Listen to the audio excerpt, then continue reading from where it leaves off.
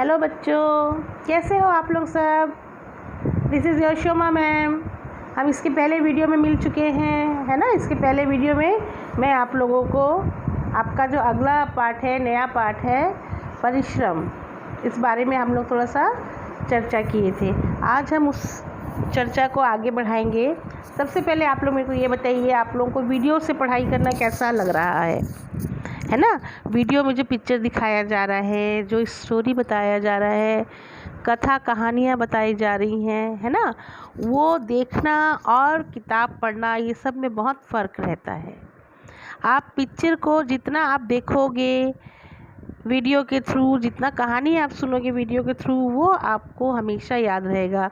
पर आप जो बुक में पढ़ेंगे वो आपको उतना याद नहीं रहता। इसलिए अभी जो नई तकनीकें आई हैं उससे हम बच्चों को जितना हो सकता है वीडियो में पढ़ाना शुरू किए हैं। तो अभी जब मैं आप लोगों को एक वीडियो दिखाऊंगी, उसमें देखिए कि परिश्रम करने से उसका क्या फ़ायदा होता है, परिश्रम का क्या महत्व है। संसार में कुछ भी प्राप्त करने के लिए प्रयास करना पड़ता है। विद्या प्राप्त करनी है तो उसके लिए अध्ययन और परिश्रम तो करना होगा। यह बात इंद्र ने तपोदत्त को कैसे समझाई, आओ इस कहानी में पढ़ें। परिश्रम का महत्व। प्राचीन काल में प्रतिष्ठानपुर नाम के नगर में एक विद्वान ब्राह्मण रहता था। वह अपनी विद्वता के लिए दूर दूर तक प्रसिद्ध था। उस ब्राह्मण का तपोदत्त नाम का एक पुत्र था। ब्राह्मण चाहता था कि उसका पुत्र भी उसके समान विद्वान और यशस्वी बने। तपोदत्त का पढ़ने लिखने में जरा भी मन न लगता था। उसके पिता को उसकी बहुत चिंता रहती थी। वे तपोदत्त को समझाते, विद्या के बिना ब्राह्मण का जीवन व्यर्थ है।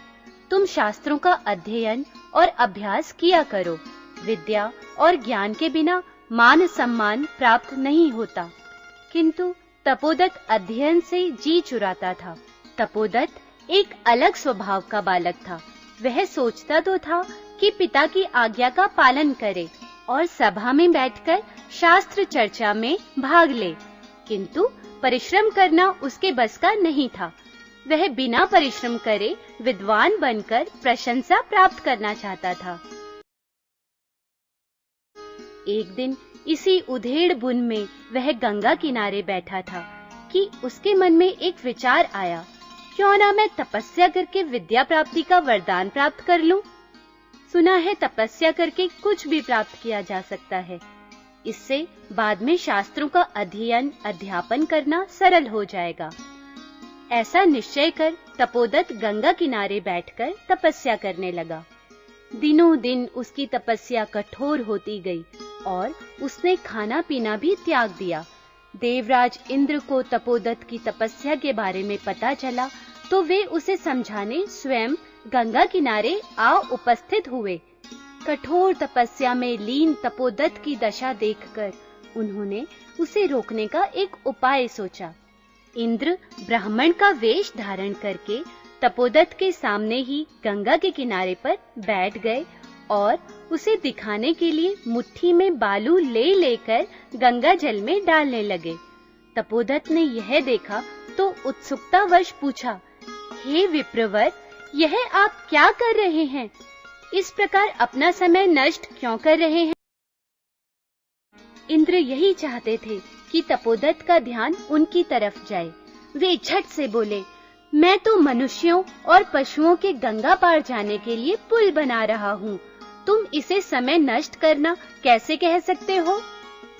तपोदत्त तनिक झुंझलाकर बोला, कैसी मूर्खता की बातें करते हैं आप? कहीं बालू से भी गंगा पर पुल बांधा जा सकता है? ब्राह्मण वेशधारी इंद्र ने कहा, तुम भी तो यही कर रहे हो।